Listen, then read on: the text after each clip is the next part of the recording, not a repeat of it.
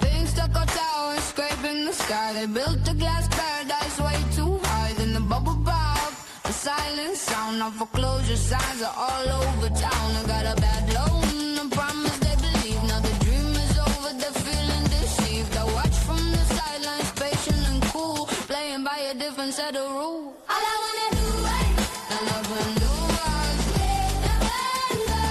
All I wanna do is, and I'll cash your heart and watch the funds grow. This is straight up capitalism, chick, chick, boom. Sweeping up the pieces with the concrete boom. Wanna do, wanna do, wanna do.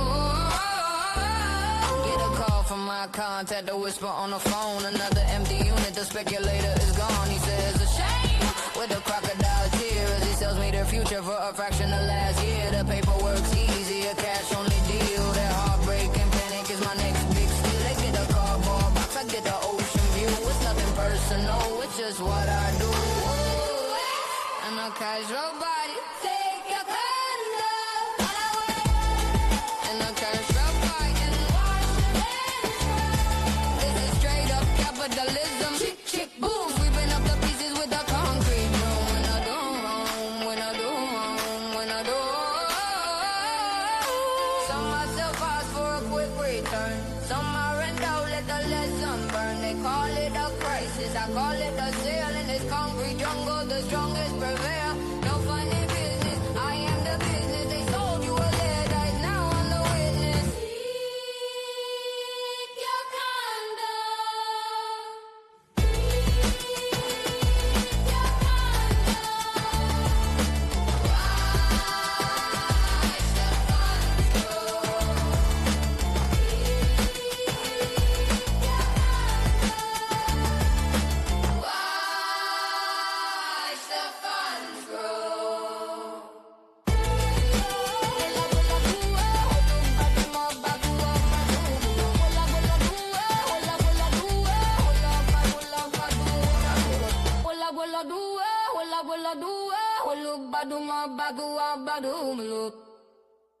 Happy Thursday, Miami. This is Peter Zalewski. I'm a condo consultant and expert witness, and I'm the founder of the Miami Condo Investing Club. If you're watching this podcast live, that means it's 4 o'clock on Thursday, and you are tuning in for Condo Capitalism. We're going to talk about what's going on in the condo market. We're going to cut through all that rosy Convention and Visitor Bureau fluff, if you will, and we're going to get down to the basics. Why? Nobody wants to hear the marketing stuff. They want to know about what's really going on in the field. And I'm fortunate enough this week to have on, now let me make sure I get this right because this title is very exclusive. Her exact title is, and I don't want to misspeak, a state certified general real estate appraiser. It's no one else but Katherine Lavin. And Katherine, she works with a company down in Miami that is called Expert Valuation Services. And if anybody has any questions related to condo valuations, whether you're a condo association, you need something for insurance, maybe you're going through a court case, anything like that, Katherine's the person to reach out to. You can get her, and I'll put it in the show notes. You can get it at 561-676-1681. 561-676-1681. That's a long way to say, Katherine, how you doing? Thanks for making the time for me. Great. Thank you so much for asking me to come on. I really hope I can help your viewers understand a little bit more about the appraisal process and how they can use an appraiser to improve their whole experience of investing in condos and make money. So, Katherine, everybody wants to make money. Everybody also has their own idea about valuations. You got Zestimate, you got your neighbor, you somebody's brother-in-law. Everybody's getting to sort of kind of give you a different idea. Some is hearsay. Some is maybe the government. They come out with a number for your property tax bill. But then there's sort of the real number. And that's kind of where you come in. You're somebody who's been educated. You've been trained. By the way, you went to Harvard. What was Harvard like? What was Boston like? How did you like it up there? It was chilly. I'm sure. This time of year, 100%. And when we started, the first thing they did was they put us all in a room at my graduate school, and they said, we just want you to know we don't make mistakes. You really did get in. So I thought it was a mistake but I did get in. And it's just like what they said. It's like any other school. Getting in is definitely the hardest part. And Cambridge is a great town. I had a great experience and I learned a lot. That's fantastic. But you're originally from Illinois, like myself. You grew up in Illinois, and tell us a little bit about your background before we get into the appraisal part, because I want people to sort of understand kind of who you are, your personality, and it'll make the conversation that much more interesting. Oh, thanks. Well, I'm from the corn. I'm from rural Illinois, but I think, people from the Midwest, especially Illinois, really that heartland, we just like to tell it how it is. We don't really mess around, right? We're really straight talkers. I know when I was at Harvard, they did nickname me Chicago because I would just say it, unfiltered. And that's what I love about your podcast. So that's my background. My degree from Harvard is from the John F. Kennedy School of Government and Public Policy. And I was really interested in, making a difference in people's lives with that economic background. I love economics. I love looking at economic trends. So I worked at some major charities. I was director of VP for Corporation and Foundation Development at Food for the Poor, the largest charity here in Florida, which was really neat. They do amazing work. I'm such a supporter of theirs. And then I always loved real estate, right? I'm a houseaholic. And as we've talked about, I did a little bit of early investing in vacation rentals before the websites and the cities and the state started asking me for all these payments. Back in the day, someone would mail me a check and stay at a house I owned. It was fantastic investing back then. Now you give up probably 30-40% of the money in taxes, booking fees, city fees. It's a very difficult way to make money now, but when I got into it, man, it was awesome. There weren't many houses in it, and I had a house on Palm Beach Island, one house from the beach that I rented out, and the city of Palm Beach never came after me. I would have groups of golfers in there every week rotating around. I had one in Delray, Boca, Lighthouse Point. None of those places allow it anymore, but it was good money when the money was good. Yeah. Well, so, Airbnb, I guess, came after the fact. I mean, my perspective, the problem, what ultimately happened is they eliminated, I think, any kind of competition. And what they did is I effectively think they're colluding. Now, from my perspective, and sort of hear me out on this. So I like Cuban sandwiches. I'm from Chicago originally. I like Miami. I like Cuban sandwiches, and I shop around. And when I shop around for a Cuban sandwich, there used to be arbitrage. There were situations where you would have one price here, one that blah, blah, blah, blah, and you could play this game. Once Uber Eats came onto the scene, everybody standardized pricing. So whether they knew it or not, they would just simply look at Uber Eats, and they weren't effectively getting together and officially colluding, but they were all running the same type of price. And now there's no more of that wiggle room. And I feel like that's what's happened in the vacation rentals. Now, I'm just speculating from afar. I'm the guy, the loudmouth in the back. But can you sort of address how, Airbnb brings competition, but at the same time, it sort of sets the baseline, and, it makes it difficult for anybody who really wants to be competitive, from my perspective. Yeah, it certainly does. And the main issue, and I've worked as an appraiser with 3 different hotels in Miami, small boutique hotels, right? And first of all, the booking fees kill you. They just kill it. They are killing hotel owners. I mean, there's a reason I've appraised 7 different antique boutique hotels in the last year, because everybody's looking to move out of it or move into it and try to, pick a bargain. They're selling for very little because the booking fees really hurt it. I mean, they hurt the competition. Yeah, and Airbnb, they're setting the prices. Buyers are setting the prices. They're just, anytime you get more information, right? You want to be in an inefficient market. You want to know, right? I'm giving you market value based on the market, but if you can somehow get more information than the market has, you can command a premium, right? That's economics 101, right? So Airbnb, they've got the algorithm, they have all the information, and they're going to make the profits go to them, not to the person renting the unit, right? You always just want some type of competitive advantage over the market, whether that's maybe you've been doing it a long time and you have a good rental base of people who are going directly to you and not looking at the market. They want something they can predict, right? So yeah, it's absolutely right. Competition kills profitability to some I mean, extent. somebody in the middle, the guy in the middle or the woman in the middle is making the money. Kind of like the healthcare industry, but I don't want to go off on a tangent. But it's interesting. One last tidbit about this, and then I want to get into the different levels of appraisers and what does this mean? What does that mean? Because people just throw around terms like it doesn't mean anything, but there's actually significance to all of it. The other point I was going to sort of make, and I just forgot what I was going to.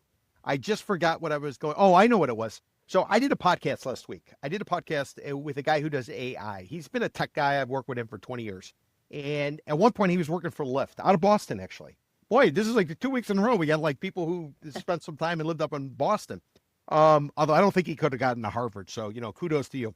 And what he was saying is what Lyft was doing at the time is they're figuring out what you're willing to pay. And they're pricing things at not what the market is, but based on your tendencies because of the data collection. So in theory, if I cap out at X and you cap out at Y, they're going to hit you with the Y price and mine will be X, even though it's the exact same experience, exact same product, exact same usage, if you will. So, I just wonder, have you heard anything about this? And boy, is that going to change your world? Yeah, so it's called price differentiation. The economics term is, and it started way back when with senior citizen pricing at the movies. So in your econ class, what they're going to talk about is, look, you've got a student price, you have a regular adult, and you have a senior citizen, and we are trying to meet each person where the demand is, right? So, and that's why, and we all do that intuitively, trying to get to the right market segment that's going to help us get the biggest profit, right? So, I mean, yeah, it doesn't, AI, we are concerned about it in the appraisal world, but I'm a commercial appraiser and there's just no substitute for getting out there, really seeing the neighborhood. You can't get it all from a satellite photo and really seeing the building, seeing what's going on. There's just no substitute. Now, for a commodity like, tract home out in a subdivision where they're all alike, I mean, those residential appraisers have been talking about the residential appraiser job being gone for the last 20 years. Computers are going to take our place, for residential. I mean, I see some things that can happen in a big condo building. All you have to do is go through, see what the sales are. Certain things like that are being generated by AI. But in terms of a commercial appraiser, AI is never going to be your expert witness. AI is never going to go out, look, touch, feel, see the building. There's going to be, and even if organizations start letting them do that, there's going to be big issues that will stop it because there's just too many things I see when I go somewhere that they're not going to pick up on. They're not going to know, hey, Martin County, they're paranoid about environmental regulations. I better check where all those are. And they don't know the website. I mean, AI hasn't figured it out yet. So fortunately, you and I are old enough that we're not going to get, AI has to get smarter to catch up with us. That's for sure. That is 100% for sure. Katherine, why don't we, I don't know where the audience is. I don't know who's going to pick this up. I don't know when they're going to pick this up, anything like that. So I always like to sort of start at the, at the top and kind of work our way down. So we'll kind of drill down. We'll put everybody on the same page. So when somebody's coming up with a price, what's the difference between, my neighbor telling me that his house is worth this versus the county saying, well, the valuation for property taxes is that. And then somebody like you who's got the education, got the training, got the ability, the accreditations to go forward and actually say a price and testify in the courtroom where the judge and the jury are going to hear it. So could you kind of give us a big picture? And more importantly, on the appraisal side, can you tell us what the different categories are, just so everybody's on the same page? Sure. So in the state of Florida, there's only two categories. There's a certified residential appraiser and there's a certified general. So certified residential appraiser, the requirements are lower. That's 18 months as a trainee, whereas certified general is 2 years. I had to have 3,000 hours of work and I had to log it, every single one. I had 64 pages of work logs that I handed in. That'll go to the state, 300 hours of online school in addition to a bachelor's degree. And then you have to pass the test. And for a certified general, the passing rate is 50%, and you can only take it twice. So I'm very proud. I passed it the first go round. Well done. Thank you. All right. So was a test at Harvard more difficult than the state exam? Give us the lowdown. The state exam was way harder. Nobody's going to know. The state way exam harder. was. Okay. So anyone who became an appraiser after the 2008, 2009 crash, right? They made it impossible because they never wanted a crash like that. So they basically just made it crazy. So it was the craziest, most difficult test ever. Appraisers have to do a lot. It's all this stuff with discounting your cash flows because a lot of what we value is based on the income that you could get from the asset. So it's not just your brother's house sold for this and I live 2 doors down. It's a commercial building and there's all kinds of numbers involved. So yeah, that's the difference. And those are the 2 types. But a certified general can do anything a residential can. But appraisers are great specialties in that. So a lot of times when I get a residential appraisal, like for a divorce or something, I refer to those people at our firm and they help me out because I don't do those all day. They do it all day. So they really are expert. So yeah, everybody thinks they're an appraiser, like your cousin, they all do, but we have certain things that we have to abide by, certain ways that we must do things according to the state, and we can lose our license. So we're pretty objective. Yeah, no, I'm sure about that. And then what, you guys have the continuing education regularly and just the whole process to make sure that you're really committed to that. Hey, I want to ask you were talking about the number of hours. Are you able to include the time stuck in traffic while you're driving to a gig? Could you log that in? That's rhetorical. You do not have to answer that. So, all right. So we got these 2 types of appraisals. Where does the government come in? Where does like Miami-Dade County or Broward County or Palm Beach County? Where? Let me sort of tell you what's I've been told on the street. Okay. So what I've been told on the street is typically when they're assessing you for property tax, it's typically 10 to 15% below, I guess, what the market value is. So you got a 10 to 15% spread in typically the property tax, the way you're assessed, and you're obviously not a government official, but you kind of play that game. And typically it's like in arrears, or it's behind a year or 2 in order to kind of catch up. So could you give anybody who's watching like a big picture? Because they're looking at something when they get their tax bill and they're saying it's this, but they know their neighbor said it was worth that. And then how does that all sort of square? It's just not accurate. And it really goes, county by county, how well they can calibrate it. It is kind of like what you said about AI, Peter. It's kind of done mostly by computer. It's not that personal. So, my house could be exactly like my neighbor's house, and I've done all kinds of upgrades and all kinds of amazing stuff. It doesn't take that into account. So it's their best attempt to not spend every single penny valuing things, right? And it is lower. And you want it lower, right? So your taxes are low. So it is lower than usually lower than what I would value something out to the market. Yeah, I'm not asking you for your opinion, but if I say it's typically 10 to 15% below what something would trade for versus what the government, sort of I thinks it is, do you think I should rethink that? What I'm saying? I'm not asking you to say it. You are looking exclusively at Miami-Dade in your business? Yeah, but I've sort of heard that all around, just generally speaking.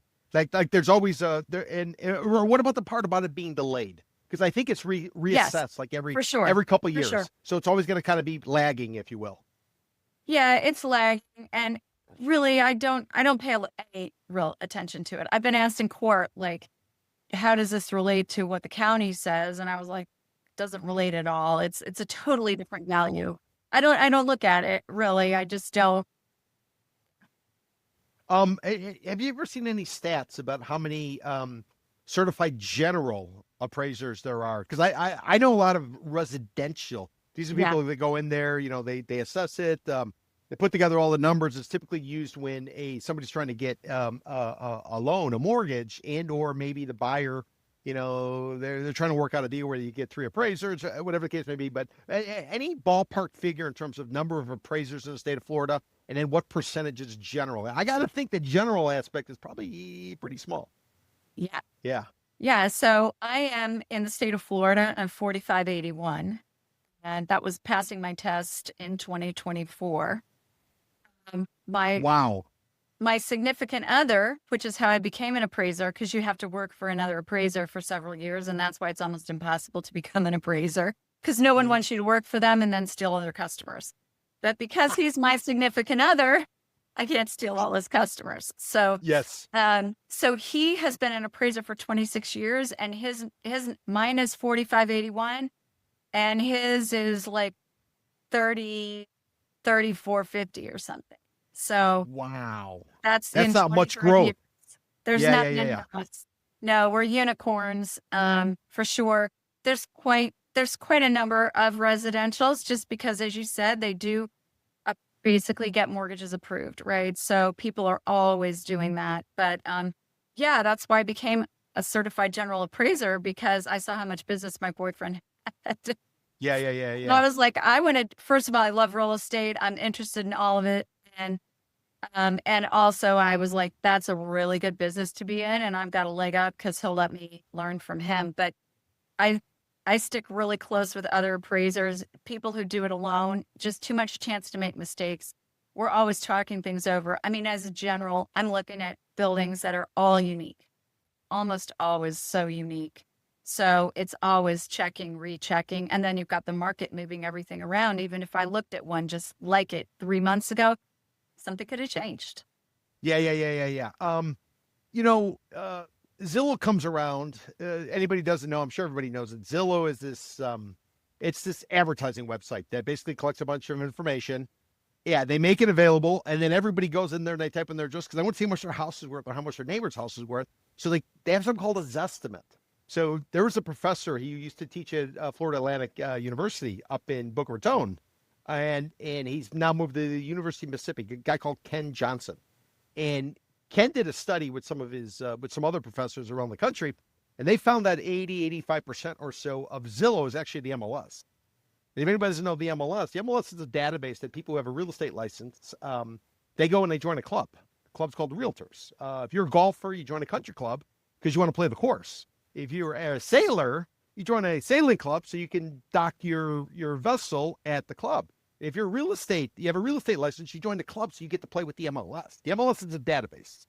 It doesn't necessarily always reflect what's correct and what's not correct. And there have been many cases locally where some people have accused one person has accused somebody else, and it kind of got messy. But a lot of cases have been documented where how reliable is the information in there? Unlike, Katherine, what you're doing, you're going off of real numbers. You're going off of something that's been recorded with the government in many cases in terms of previous transactions, stuff like that. The MLS is something that's it's information that's entered into a database that's shared with the realtors, and then Zillow and other people take it. So, Katherine, where I'm going with this long explanation is Zillow decided to set up a private equity company, and what they were going to do is they were going to use all the research they had, and they were going to go and buy real estate.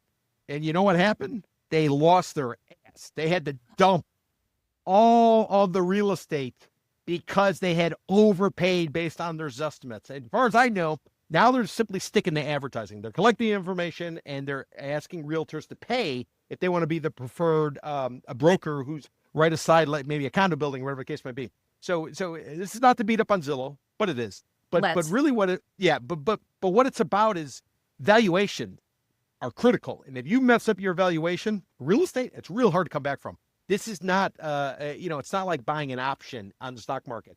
It's not like buying a stock where I can get in at 931 and I'm out at 932. If you make a mistake in the real estate market at the wrong time of the cycle, you might have to ride that whole thing out for quite some time. So, Katherine, just kind of speaking big picture, I'm sure everybody tells you, you don't know what the hell you're talking about. Your prices are wrong. And back in the day and this and that. Can you kind of give people a general sense when they talk to an appraiser, the appraiser doesn't really have a dog in the hunt, I'm assuming, because they're a third party. They're actually looking at values, and they're looking at fundamentals, and they're looking at stuff that's all going to factor in. They're not going off of some emotional, lick my finger and hold it up in the wind.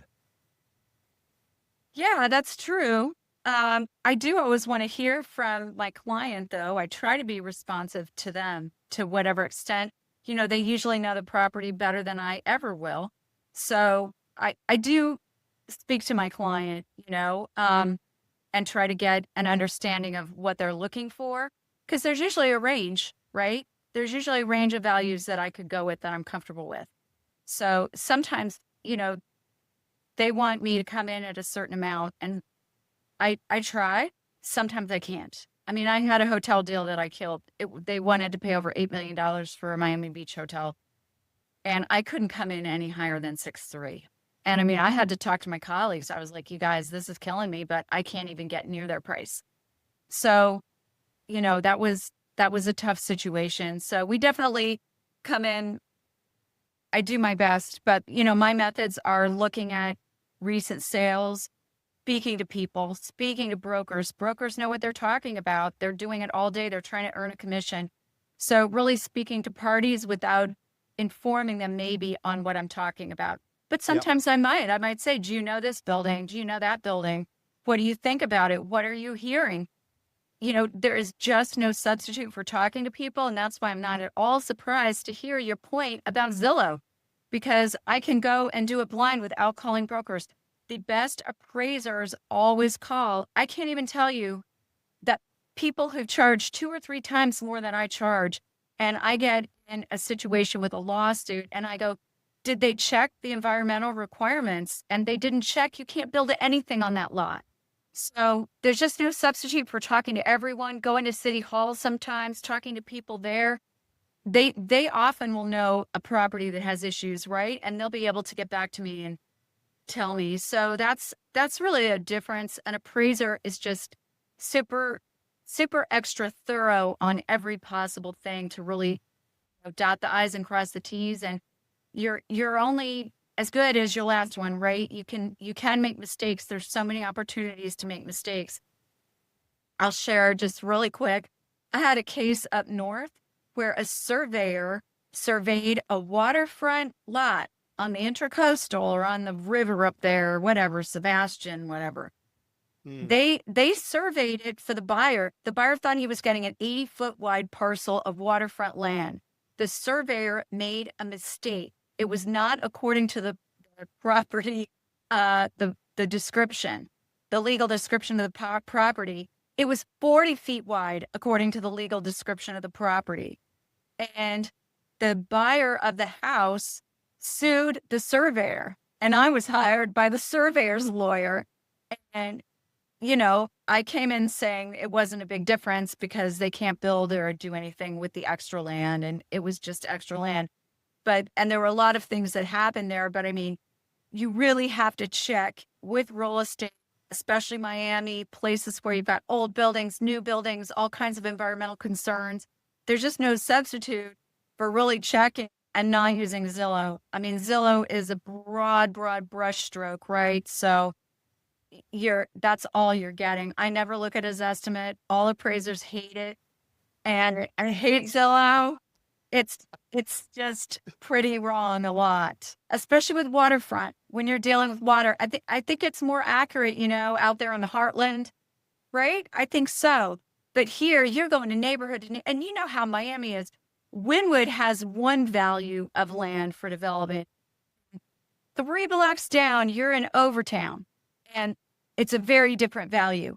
It's not even like shading. People have a firm idea of what the border of a neighborhood is in Miami, and there's a huge jump, millions and millions of dollars. I think in lower value areas, maybe Zillow might be more helpful, and where there's not water and other issues. And interesting. You said you reach out to brokers. A lot of brokers are on the sell side.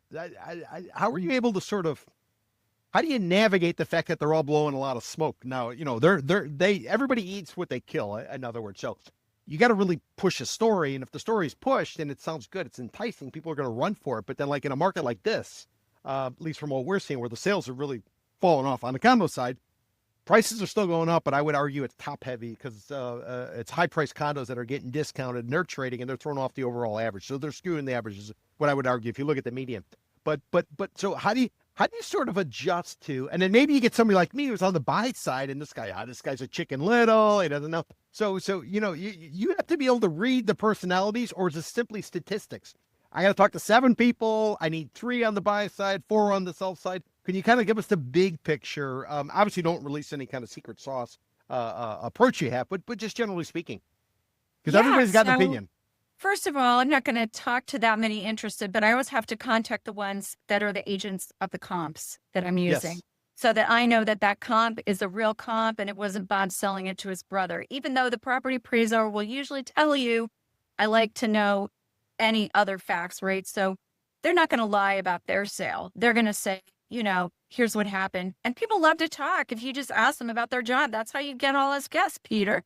So that's true. And, I have a few people at Marcus and Millichap, someone at Bercadia, and I call them up. I've got a hotel or a multifamily development, and I say, what are you seeing for dollars per key? This is kind of what I'm seeing out here in Palmetto Bay.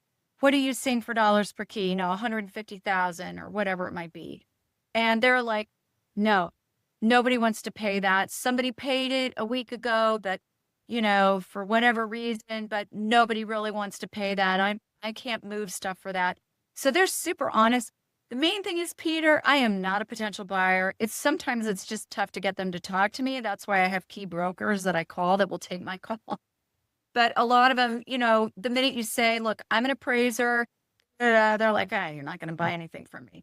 So once they know I'm an appraiser, they're pretty honest, and I'm usually talking about my situation. Sometimes I am going incognito because I really want to know, like, let's say it's a condo in a building and the guy's suing the building. I'm going to find out what's going on in the building. So I'm going to call if there's any listed properties in the building. I'm going to call and say, I just wanted to ask you about what's going on with the building. I heard there might be issues. See what people on the street are saying. And, brokers are hilarious in that because you're right. They are wanting to keep it positive. They've got a listing in the building. And they're Always. like, well, what's going on in the building. The pool isn't open. And this building has an unsafe structure violation. The whole garage is closed because they're working on it. And you're like, oh, the pool's not open. I didn't realize that, and then see what they're going to even tell you. But you got some, brokers, they must be from Illinois, Peter. They're like, I think they like to have a lot of candor sometimes too. And they love to feel like they have an insight on something. So you get certain people who, will tell you things. It's a great substitute when there aren't comps. So when we have units in those distressed buildings, and I'm trying to determine how much that person lost in value due to negligence, right? A lot of times there aren't any sales in that building. So that's how I met you, right?